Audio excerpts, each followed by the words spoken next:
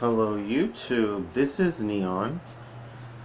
Today I'm going to talk about a documentary that I saw yesterday titled Ronald Joseph Dominique, the Bayou Serial Killer.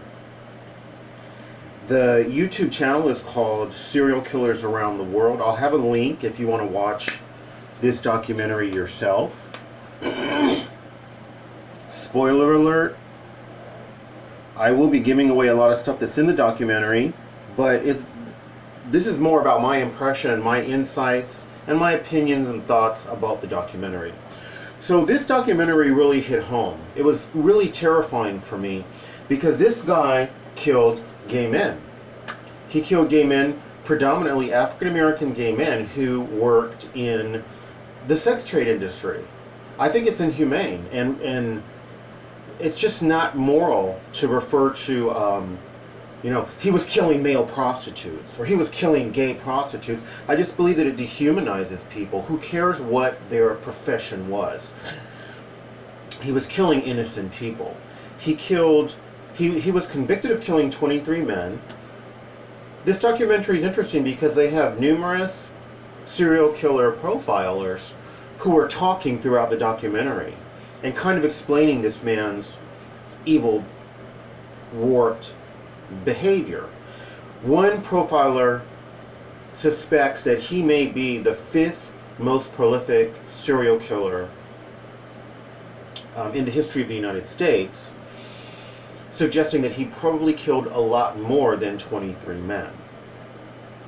So the fact that he killed gay men was terrifying for me. There's many things about him that stand out. And it's not just that he killed gay men or that he killed African American, predominantly African American gay men. But there's other aspects I'll talk about as well. His killing spree, if you want to call it that, took place in the Bayou, which is a part of Louisiana. And unfortunately, in the South, and in many parts of the country to this very day, gays are not valued. Within the African American community, oftentimes gay men and African American gay men as well as African American lesbians are not valued. We're considered like trash. We're considered like trash, subhuman, and we have no value. So this made these men particularly vulnerable. Okay, many of these men didn't have work. Many were working in the sex trade industry, and that made them particularly vulnerable because they would get in his vehicle and go wherever they needed to go for the work. So very, very sad. All of these innocent, beautiful men to watch their lives being, to know that their lives had been taken. It's just horrifying. This man, Ronald Joseph Dominique, he was a very pathetic individual, and he used his pitiful, pathetic persona to connive these young men into allowing him to tie their hands and feet, and then he would choke them to death. When I say pathetic, I mean you're not going to believe how pathetic this guy came off. It wasn't just that he was short, he was fat. Forgive me for people who are overweight, I shouldn't use that term, but he was short, he was overweight, he was balding, he was unattractive, both in body and in his face. He kind of had this really weird waddling walk certainly after he'd been arrested, and the film clippings where he's being taken into the courtroom and whatnot, he had this really odd walk, kind of like a penguin. He had this persona down to a T. And people felt that he was so pitiful and so pathetic that they really didn't feel he was harmful to them, that he couldn't do anything. Well, yeah, whatever, tie me up, let's have sex and then pay me. And so that false persona, which again, you need to see this documentary if you don't believe me, was also demonstrated as he's confessing to these murders. He was so pathetic that he doesn't talk properly, he doesn't cry properly, like he can't even cry correctly. He doesn't take any responsibility. He tries to blame these murders on the victims. I was afraid they were going to rape me. I was afraid. One of them insisted that I pay him, and I didn't want to pay him, and he pulled a knife, and so I tied him up and killed him. Stuff that made no sense whatsoever. So his justifications were pathetic. He had this persona down to a T. One thing that makes him so frightening to me is that me knowing that this man committed all these horrible murders, there's still that impression that this guy's so pathetic and pitiful that it is still hard to wrap my mind around him committing all of these murders. And that's disturbing to me because I know he did it, and I know that once he had them tied up, the true monstrous behavior, demonic, evil, whatever you want to call it, behavior came out. And now we could see, I'm sure that these young men who lost their lives could see what a depraved, how depraved and animalistic he behaved prior to killing them.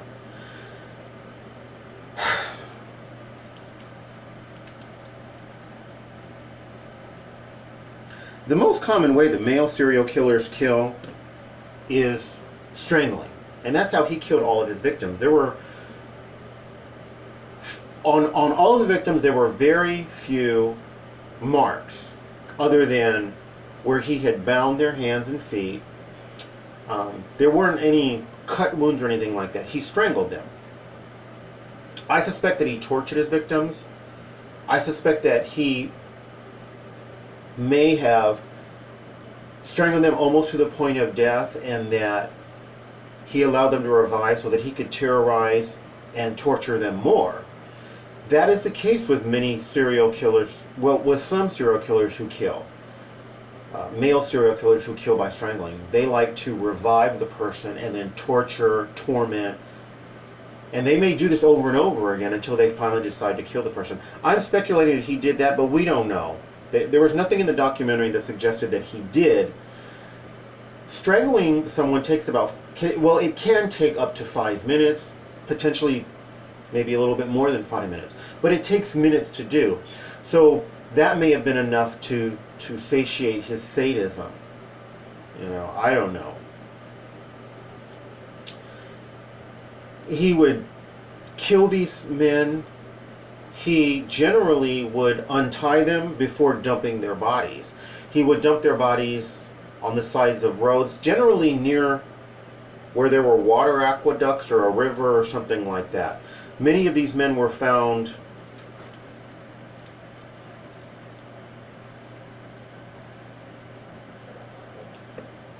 in advanced states of decomposition. One or two he dumped in a dumpster. The profiler suspect he may have been particularly pissed at that person. One person he dumped in a storage unit that he must have known was available and open. It was very hot. This person's body was almost 3 times its natural size from bloating. His face was unrecognizable. They did not have DNA on any but one of the victims. And apparently he used condoms when he raped these poor, beautiful men. And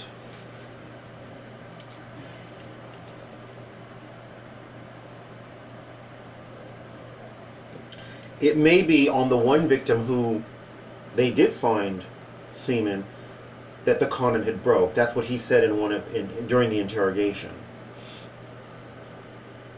It's interesting because it's easy as an African American gay man to look at this white man who was killing African American gay men and think, wow, he must have really hated African Americans. Well, he was convicted of killing 23 men. I believe about 4 of them were white. You know, I don't want to jump to conclusions because I think, as is the case with one particular African American serial killer who killed white women, it's easy to come to the conclusion, well, he hated white people, and what experts are saying is that that may not necessarily be the case. It's uncommon, and that does set this guy apart. There are other serial killers that kill outside of their race, but they are the exception. That's the exception to the rule. He did kill a couple of straight African American men.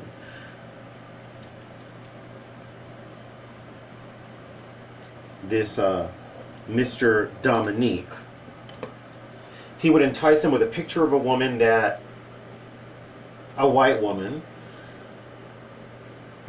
she was going to pay for them to have sex. And again, he seemed so pathetic and pitiful that even a couple of straight black men African American men were willing to let him tie them up, and he killed them as well.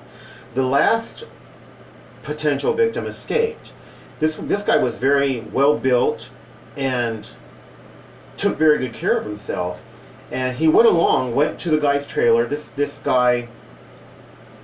This Ronald Joseph Dominique lived in a trailer behind his sister's home.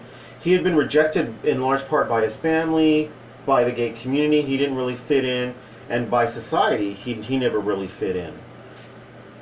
But which is telling, by the way.